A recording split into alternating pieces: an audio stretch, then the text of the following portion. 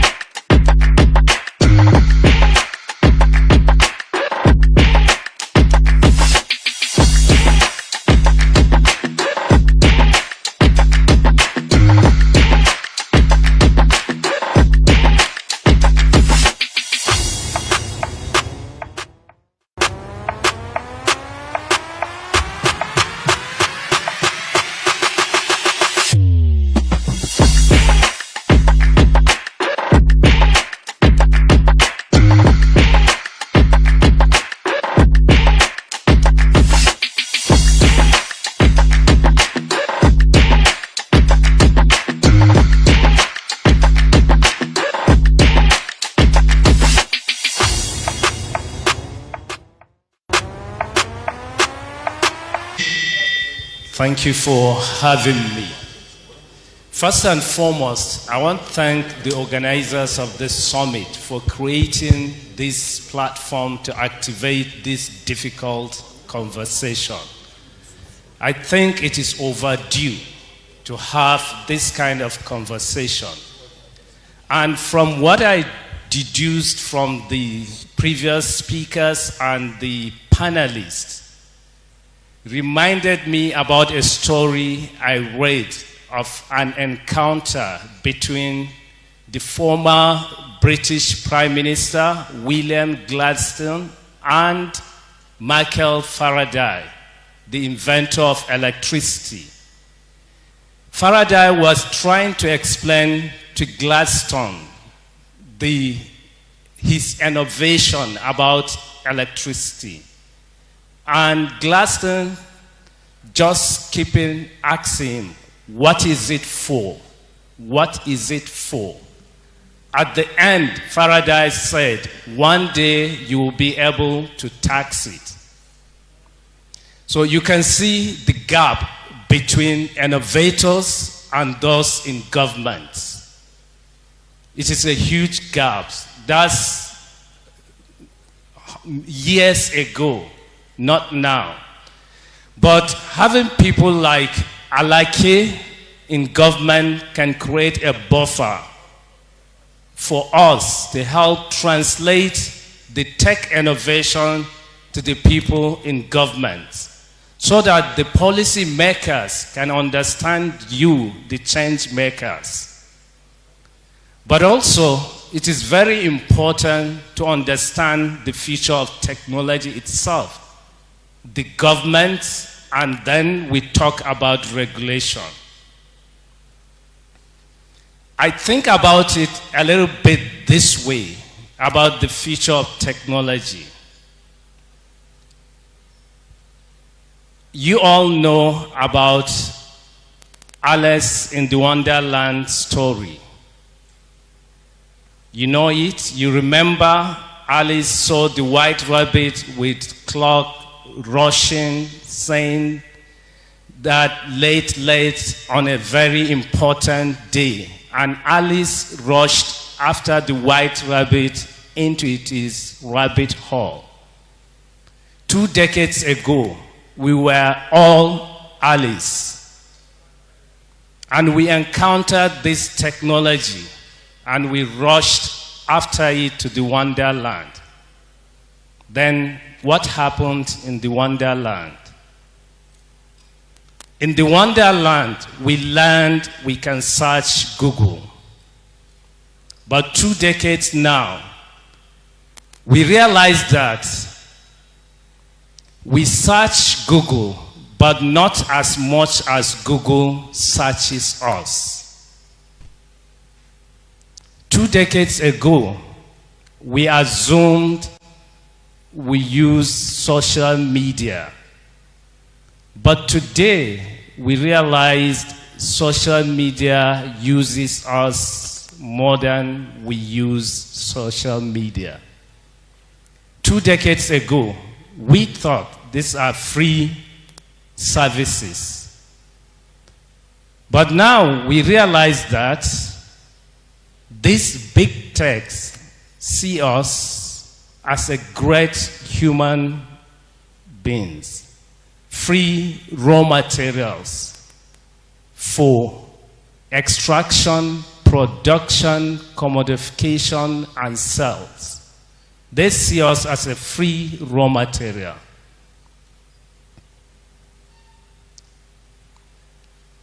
Our most dangerous illusion in the wonderland was we see these platforms as an unprecedented tool to improve democracy and increase freedom. But now we realize that these unprecedented platforms are eroding democracy and diminishing freedom. 8 years ago, I was on the other side of the table, like you. I was brought up to believe that to succeed in business or in the world we are is to start and grow my tech business and take it to a global market. That time, I always look at how can I hack the law or stretch the law to get my product into the market. We built a cross-border remittance platform successfully, and we tested it. It worked successfully. Within a month, we were able to settle over 100 million naira from the United Kingdom to Nigeria. And it works instantly using Bitcoin and other API technology. At that time, we had over 110 Bitcoin. But because of the challenges and the lack of the communications with the government, we failed.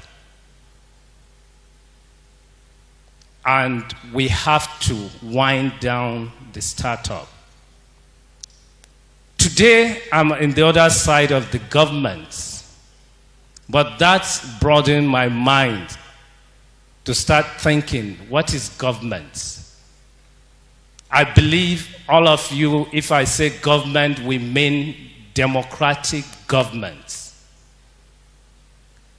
And this also reminded me about a story I read. In 1787, as the American Constitutional Convention reached its conclusion, Benjamin Franklin was asked as he departed the Independence Hall what type of government the delegates had created.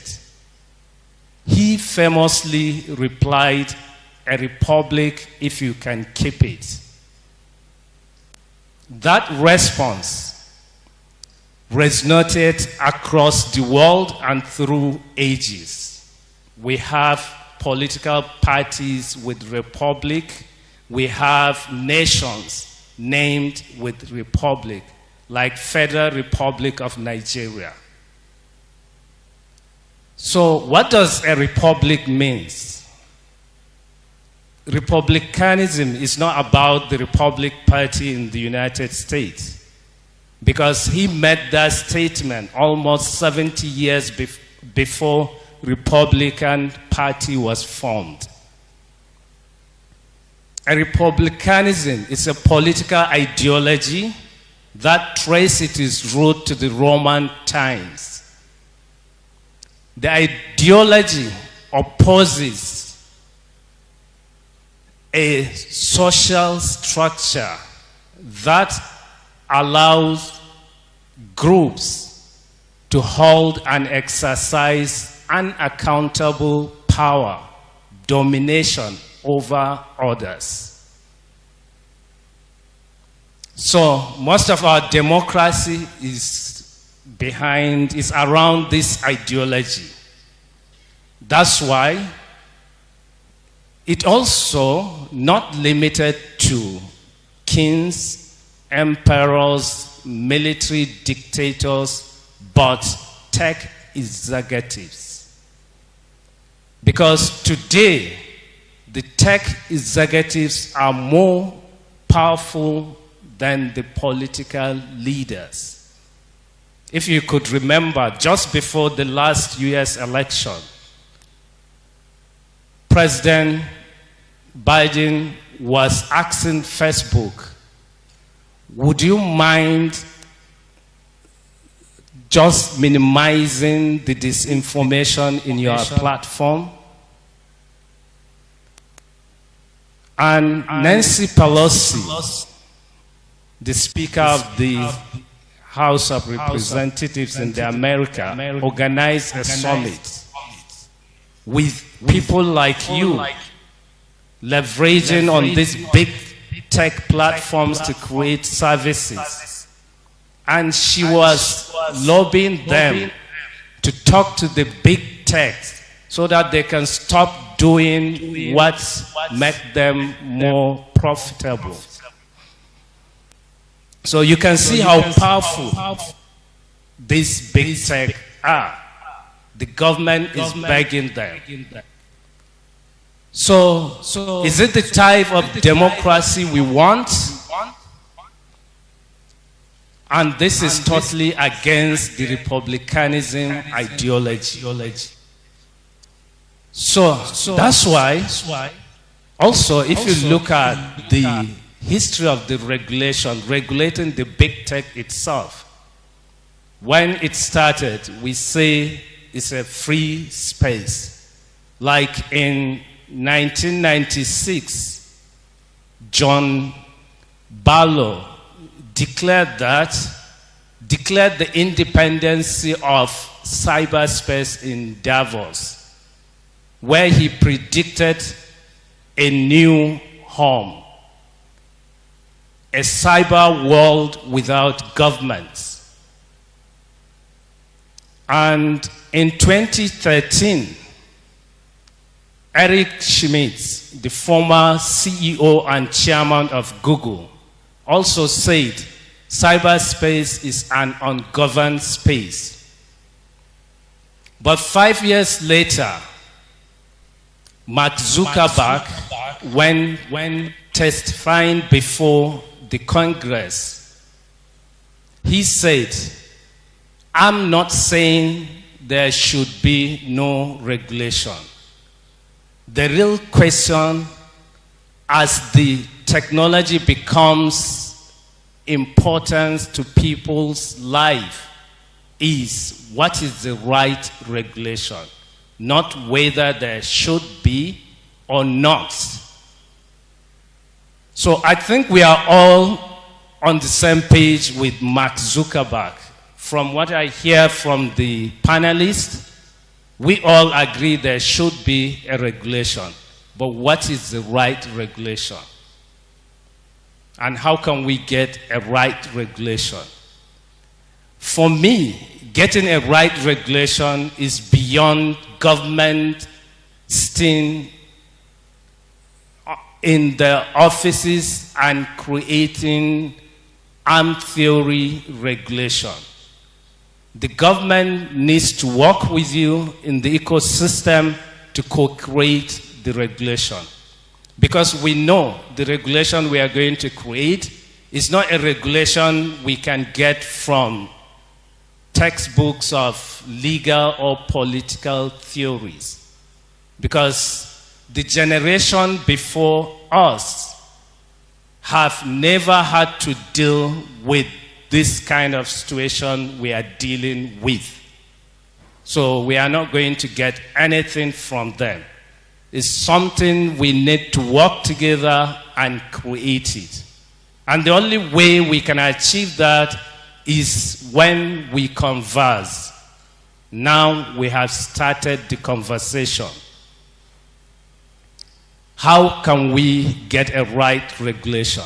So it's not about you, the players in the tech innovation ecosystem, to sit in your comfort zone and start blaming the government.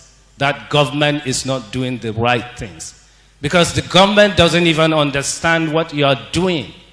You need to come and explain to the government to understand what you are doing before the government can help you create the right regulation. So what are we doing as a government to achieve that? I think never before in the history of this country we had a government with a political will to help the tech innovation ecosystem like this government. It started by redesignating and expanding the mandate of our ministry to cover digital economy. That means the government understands the technology is beyond just technology. It can improve a lot. And this is not only the government. All of us, before we understand the technology wrongly, we look at it from the eyes of consumers. Where can we buy it? How much does it cost? Or from the eyes of capitalists, how can I exploit it? How can I build businesses around it? So we need to look at it from the eyes of citizens. What does it mean for better society? Or how does it change the way we live? Because this is the only way we can address this challenge.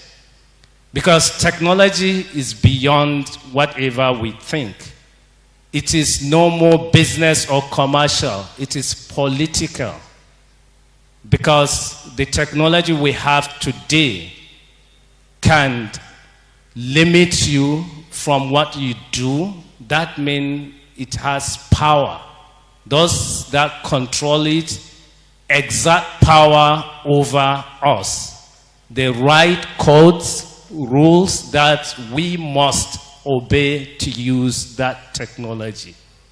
And the people in government also, they are using that technology for their day-to-day activities. That means the technology can be used for recruitment. We have seen it in the case of Amazon, where technology is gender biased. So if you look at this is beyond technology or business. It is a political question that can address who can get job under what condition. And also, the technology can profile you about your creditworthiness and a lot. That means the people designing the code or the technology, they are beyond just software engineers. They need to see themselves as a social engineers. Because that technology is used to deliver justice on us. It's only our laws or our legislation that is allowed to create rules and regulations in a society or decide who gets what under what conditions. But today, technology is doing that. So we need to look at it as beyond just a technology or as a commerce. So we should stop using commerce principles to it and apply political principles to it. That's what will help us to achieve a right regulation. So the government's role basically is to create an enabling environment through interventions in terms of laws, policies, and other things, so that we can have a safer digital space for all and enabling environment for you to thrive as an entrepreneur. So the government, we discussed about the startup bill which has been passed at the National Assembly. That will help us solve a lot of challenges discussed at the panel session. Like we talked about the tech union. Under the startup bill, there is a National Council for Technology and Innovation, which is going to be chaired by Mr. President, and all regulators, they are going to be members, and the tech ecosystem will be represented there. And also there is provision for labeling. We hear about that. We don't want to register, we don't want to do this and that. But that's also is important for our business as well. We all want to access funding, and the people that will invest need to do their own due diligence. And sometimes some of us want grants from the government. So the government also needs to know you to give you that grant. And sometimes you need government's intervention when there is a problem of police harassing you or other things. For government to intervene, also the government needs to know you. So that law provides that labeling. There is a provision for incentivization and so many other things. And also just early this year, the Honorable Minister of Communications and Digital Economy led a delegation to here in Lagos. We met the tech ecosystem in this hall, where we discussed most of the pain points and how can government help you to thrive. And most of the pain points raised at that conversation was taken to the Federal Executive Council, and the Federal Executive Council has approved to achieve three things. Firstly, we work with the FRSC to see how we can get more incentives for you. Secondly, to work with BPP to come up with a bimodal procurement process so that government can patronize you. And thirdly, how can we protect your IP and patents? So the government is working on all this, and the startup bill is going to consolidate that. So I believe with this kind of conversation, nothing will stop Nigeria from becoming a force to reckon when we talk about innovation in the world. And the government is a listening government, is ready to work with you. That's why we always come to you when you invite us. And we want you to reciprocate. A few weeks ago, we issued a code of practice. But many people in the ecosystem didn't read it, didn't contribute to it. We said we want to co-create. We don't want to create from our own offices.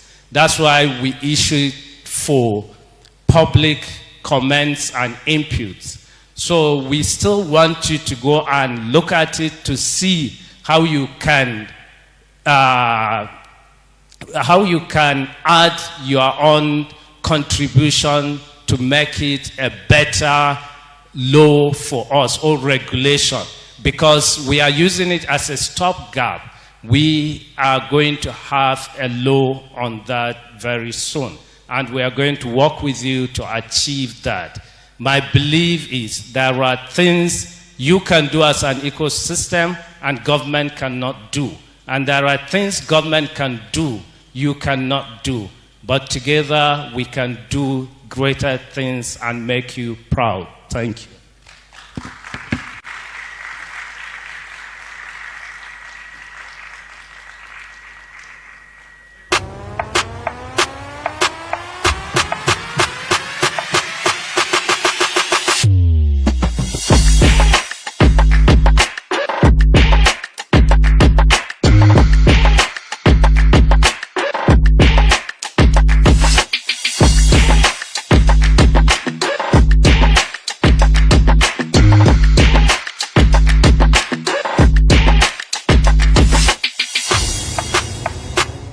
legislation to specific regulation to policies, NITDA is very, very central. And we hope that as we've created this vehicle for sustained engagement, that we would have more opportunities to interact in a very, very constructive manner with NITDA so that we can facilitate the development and the progress of the tech ecosystem in Nigeria.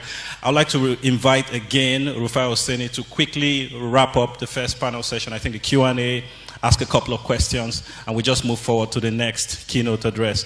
Thank you so much, sir, and have a safe flight back to Abuja. Thank you. Thank you so much. So just to quickly wrap up the Q&A, we got a couple of questions.